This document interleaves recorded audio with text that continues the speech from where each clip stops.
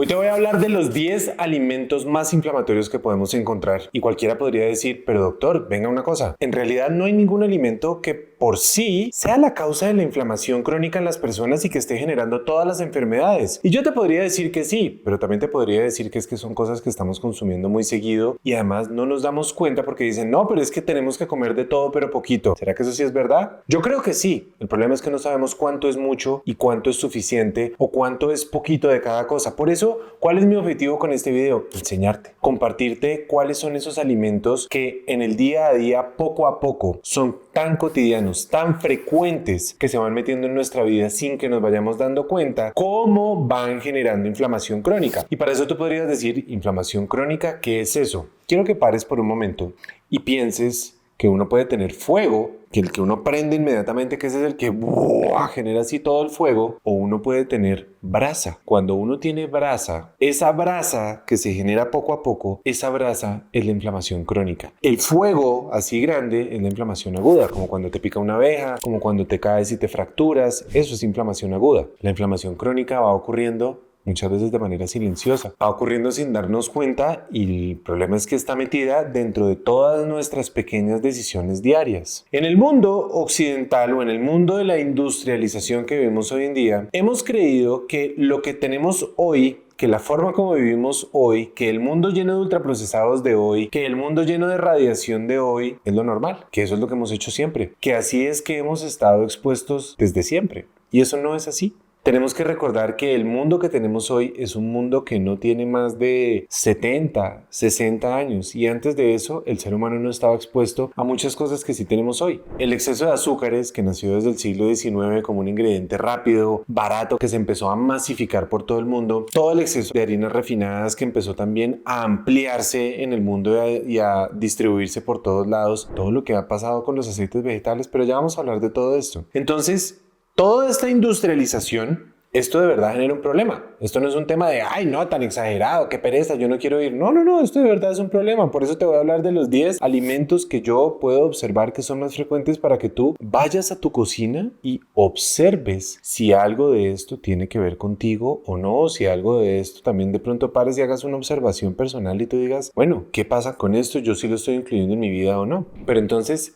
¿qué es la inflamación? La inflamación es una respuesta natural, normal, necesaria, ojo, de nuestro cuerpo para poder combatir y ocurre ante algo externo o ante algo interno que puede ocurrir. Si a mí se me perfora un intestino, es algo interno que está ocurriendo. Si yo tengo algo externo, como una infección, como un trauma, como algo que me estoy metiendo dentro de mi cuerpo, que me está generando inflamación, pues eso va a generar una respuesta de mi sistema inmunológico donde yo voy a tener migración de muchas células inmunológicas para tratar de responder a esto. Ya te decía, tenemos de forma aguda y de forma crónica. Pero hoy sabemos, prestan mucha atención, que esa bracita, esa inflamación crónica, esa inflamación así de a poquitos, es la causa de la gran mayoría de las enfermedades crónicas que hoy tenemos. La enfermedad cardiovascular, el cáncer, la demencia, el Alzheimer, todas las enfermedades crónicas que hoy tenemos, las vemos hoy como causa de la inflamación crónica. Entonces, ¿será que esto es algo a lo que le debemos prestar atención? Pues esto requiere toda nuestra atención. ¿Cuáles son los síntomas? Porque yo puedo decir, pero yo no siento absolutamente nada. Inflamado, pero yo no me veo inflamado en algún lado. Doctor, ¿usted me ve inflamado? Yo te puedo encontrar inflamación crónica si te pido exámenes de sangre. Pero también la inflamación crónica, a diferencia de la aguda, puede ser completamente silenciosa.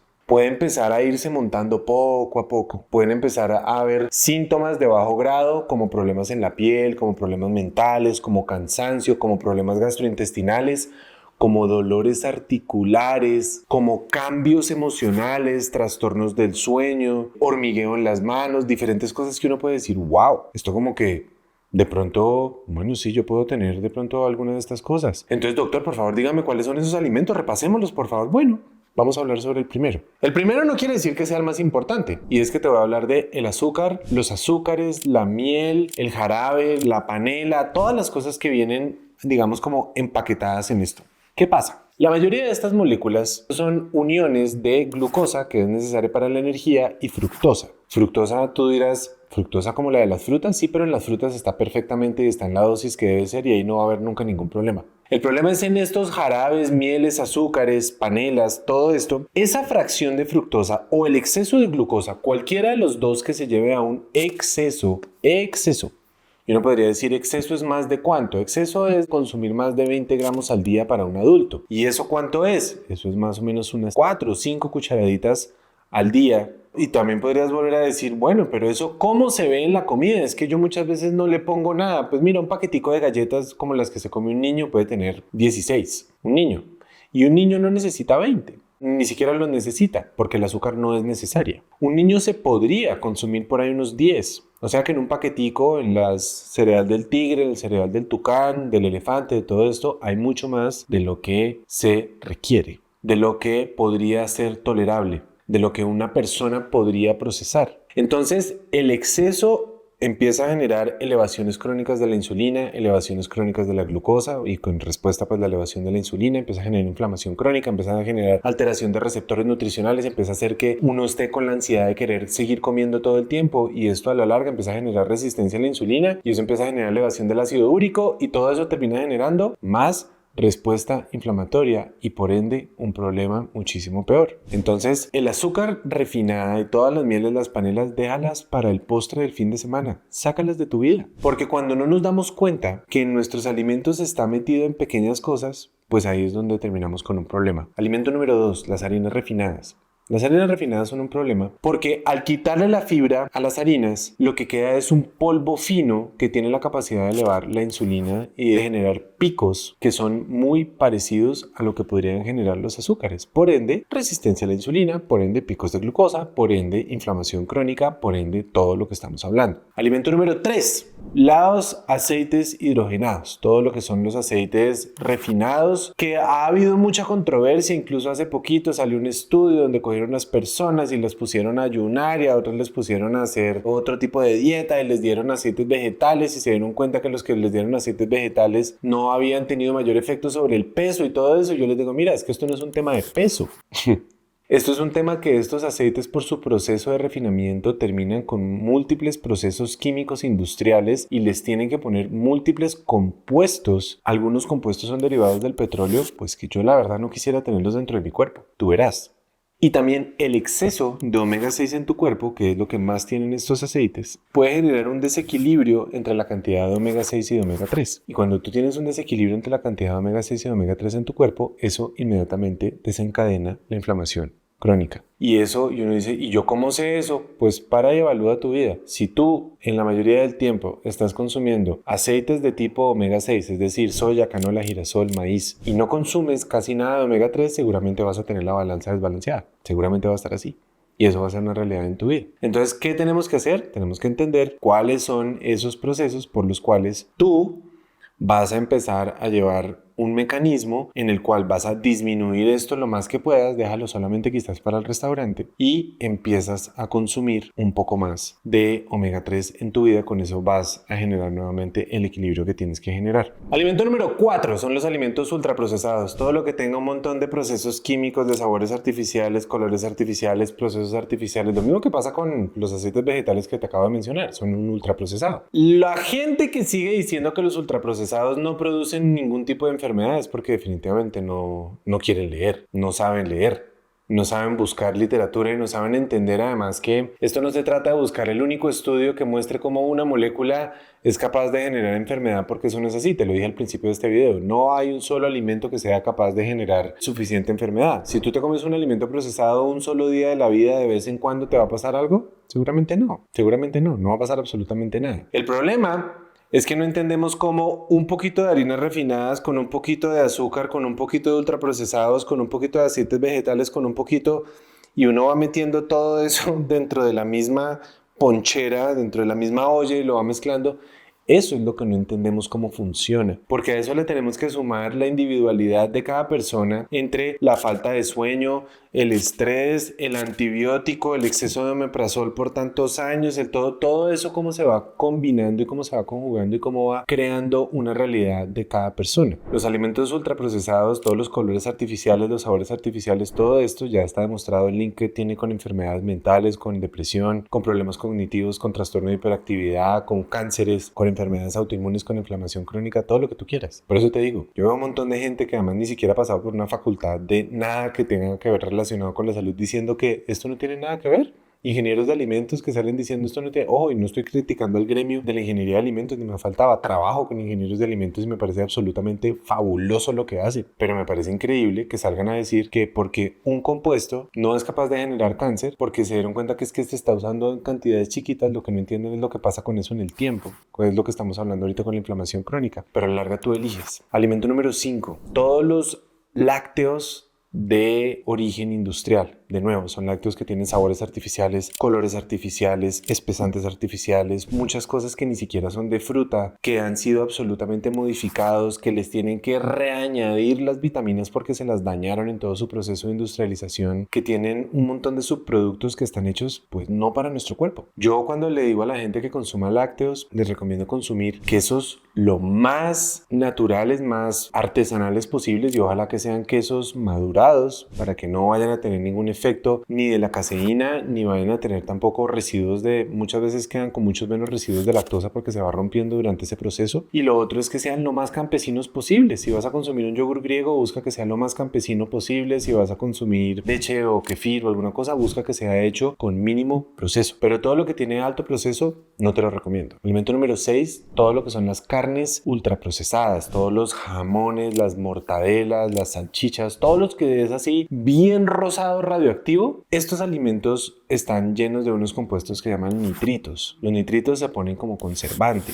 pero estos están altamente relacionados y eso se sabe desde hace muchísimos años la relación que hay con el cáncer gástrico. Además de que muchos les ponen glutamato monosódico y el glutamato monosódico con el tiempo, si no nos damos cuenta que lo estamos consumiendo con gran cantidad, va a tener la posibilidad de elevar el ácido úrico, generar resistencia a la insulina, generar inflamación crónica. Y a eso súmale que ese color rosado radioactivo, eso no es natural. Y muchas veces le ponen sabores, sabor a humo, sabor a yo no sé qué, sabor a un montón de cosas, pues que eso no tiene ningún beneficio. Las carnes ultraprocesadas y todas estas carnes, esas son las que sí están relacionadas con el cáncer. Cada vez que dicen que es que comer carne produce cáncer, no, comer carne roja, natural, no produce cáncer. Las carnes ultraprocesadas son las que producen cáncer. Alimento número 7, las bebidas alcohólicas. Y el alcohol, mira, el alcohol es algo que yo creo que uno puede disfrutar en la vida con moderación, pero hay que saber cuánto es moderación. Yo no creo que un ser humano debiera consumir alcohol a diario, yo no creo. Pero también creo que tampoco quiere decir que no sea nunca. Hay muchas cosas donde han establecido cuánto es mucho, cuánto es alcoholismo, cuánto puede producir cáncer, cuánto puede producir cirrosis, cuánto todo. Eso no es absolutamente claro. Dentro de todo lo que yo he leído al respecto, ¿por qué? Porque a mí me gusta consumir alcohol de vez en cuando, entonces pues trato de mirar cómo me puedo relacionar con eso de manera correcta. A mí me gusta tomar vino, a mí me gusta tomar cerveza, a mí me gusta tomarme muy de vez en cuando un whisky, muy de vez en cuando me gusta el mezcal también, pero no tomo más de ahí. No tomo todos al tiempo. Yo nunca me tomo más de 2 tragos de nada. Es decir, nunca me tomo 2 cervezas y 2 vinos. No, me tomo una cerveza y un vino. O me tomo un whisky y una cerveza. O me tomo, ¿sabes? Como que procuro no ir más allá de eso. Porque además yo no tomo por tener la sensación en mi cerebro o en mi cuerpo de estar como, no. Yo no tomo por la embriaguez. A mí es porque son sabores que disfruto y son sabores que disfruto especialmente con las comidas. Pero si no, no lo voy a hacer. Pero el alcohol, el acetaldehído, que es la molécula que se deriva de ahí, que es muy tóxica para el hígado, cuando uno llega a cantidades que superan lo que mi hígado es capaz de procesar, ahí es donde empieza a representar un daño. Y de nuevo,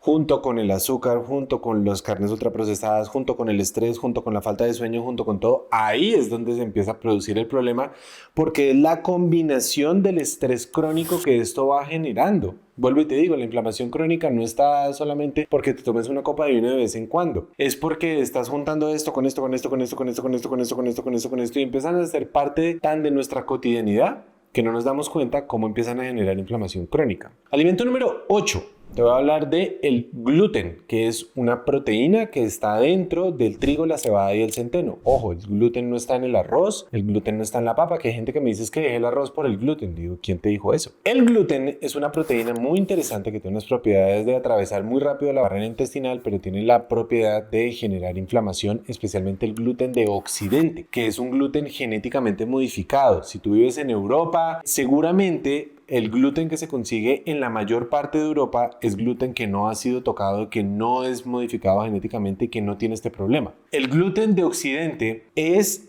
dependiente de la dosis, el daño que le hace al intestino, que tiene la capacidad de ir rompiendo las microvellosidades, irlas inflamando e ir rompiendo las uniones intestinales y de generar daño. Ya lo han descrito muchas personas. El doctor Alessio Fasano, mi profesor, lo escribió hace muchísimo tiempo. Entonces, esto es una realidad absoluta, pero es dependiente de la dosis. Si tú vas a salir de vez en cuando y te vas a comer un pancito algún día o un pan de masa madre que estás preparando de alguna manera tú, perfecto. No pasa nada, una pizza, disfrútala. Pero el problema es la inclusión de esto en el día a día, estar en este ciclo todos los días. Eso es lo que no te recomiendo. Te voy a hablar de los últimos dos que pueden ser un poco controversiales, pero yo creo que debemos tenerlos en cuenta. Y es el número 9, son los edulcorantes artificiales. Que hay gente que dice que no, que es que eso no pasa nada, que es que eso ya nos dimos cuenta, que no elevan tanto la insulina. Entonces unos dicen que sí, unos dicen que no, unos dicen que altera la microbiota, unos dicen que no, unos dicen que genera inflamación, otros dicen que no, unos dicen que eleva el ácido úrico, otros dicen que no porque hay estudios para ambas cosas. Pero yo no quiero estarle metiendo a mi cuerpo químicos industriales. Yo no. Si yo puedo solucionar el tema de endulzar con algo natural, como la stevia, como el fruto de monje o el monk fruit, o la alulosa, cualquiera de esos tres, que no tienen efecto sobre la glucosa, no tienen efecto sobre la insulina, no tienen efecto sobre el ácido úrico, son completamente naturales, su proceso de obtención es completamente natural, no tiene procesos químicos, no tiene residuos químicos, no genera inflamación crónica, no genera recordación del sabor, no genera estímulo de la dopamina, no genera nada de eso.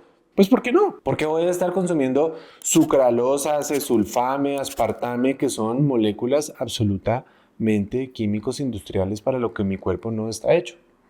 Pues yo no los quiero incluir. Yo no quiero hacer parte del ¿será que sí hacía daño a la microbiota o no? Porque es que yo quiero cuidar de mi microbiota. Entonces yo ni siquiera por sospecha me voy a poner a ir por esa vía. Y el alimento número 10 es el exceso de sodio. El exceso. Y te hablo del exceso porque hoy le tenemos pánico al sodio. Vivimos con una sodiofobia y la gente cree que es que tiene que sacar la sal de la vida y sacar la sal de la vida es un error. Si tienes dudas sobre esto, por favor vas a ir a ver los videos que tenemos al respecto. Sacar la sal de la vida es un tremendo error. ¿Yo qué tengo que hacer? Moderarla. ¿Cuánto es moderarla? ¿Tú sabes cuánto requiere un adulto al día? Más o menos una cucharadita barrigona al día. Y dice, ¡ah! Pero eso es como bastante. Eso es lo que requerimos. En una cucharadita hay 2.3 los famosos 2.3 gramos que necesitamos mínimo de sodio en el día están en una cucharadita de 5 gramos de sal.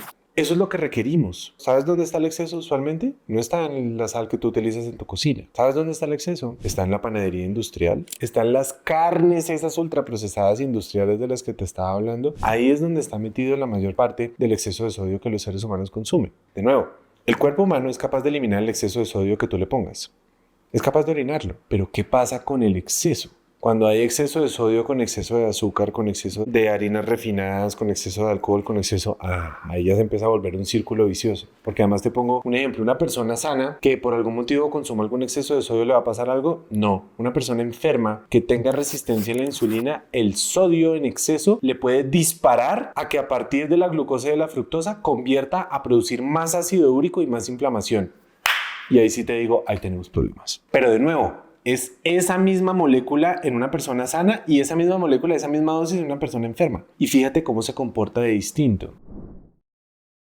Entonces, esto es algo simplemente de entender cómo es la combinación de todo lo que va inflamando tu cuerpo y fíjate cómo son cosas tan frecuentes. ¿Qué vamos a hacer con los azúcares? Reemplazarlos por monk fruit, por stevia, por alulosa. ¿Qué vamos a hacer con las harinas refinadas? Pues tratar de buscar harinas que no sean refinadas, harinas integrales. ¿Qué vamos a hacer con los aceites vegetales? Los puedes cambiar por aceite de oliva, por aceite de aguacate, por ghee. ¿Qué vamos a hacer por los lácteos ultraprocesados? Cambiarlos por lácteos campesinos, ¿sí? Cosas de mínimo proceso. A la larga, todas estas cosas que te estoy diciendo es sencillo. ¿Qué vamos a hacer con el cereal del tigre? ¿Qué vamos a hacer con el cereal del tucán? Sácalos de la vida, ¿para qué? ¿Qué vas a hacer con lo del el endulzante del papelito amarillo, del papelito rosado, sácalos de la vida. No son necesarios. ¿Para qué los vas a incluir? A la larga, la única conclusión a la que te quiero llevar es que entiendas que la inflamación crónica es algo real, pero es algo que se va construyendo poco a poco en la vida y que habla absolutamente desde nuestra salud, de nuestros hábitos, de lo que vamos haciendo poco a poco, gota a gota en nuestra vida. Si tú algún día vas y te tomas una gaseosa que destapa la felicidad y ese mismo día desayunaste cereal del tigre y ese mismo día te comiste unas gomas llenas de colorantes, no va a pasar absolutamente nada. El problema es cuando esto se vuelve parte de la vida, cuando esto se vuelve algo largo, algo crónico, y ese combinado es lo que va generando que tú estés como soplándole poco a poco a esa brasa, que esa brasa no se apague y que eso vaya generando la inflamación crónica, que de nuevo es la causa de la mayoría de las enfermedades no transmisibles que tenemos hoy en día. Espero que esta información te sea útil, que te permita despertar a un llamado a la conciencia, que en este momento que nos queremos dar tantos regalos, recordemos que el mayor regalo que nos podemos dar es la salud. Como siempre, recuerda que la mejor forma que nos puedes apoyar con esto es compartiendo este video con todos tus contactos para que entre todos sigamos generando mayor conciencia, mejor toma de decisiones hacia nuestra salud, y así es como verdaderamente transformamos la salud. Te mando un abrazo grande, gracias y hasta la próxima.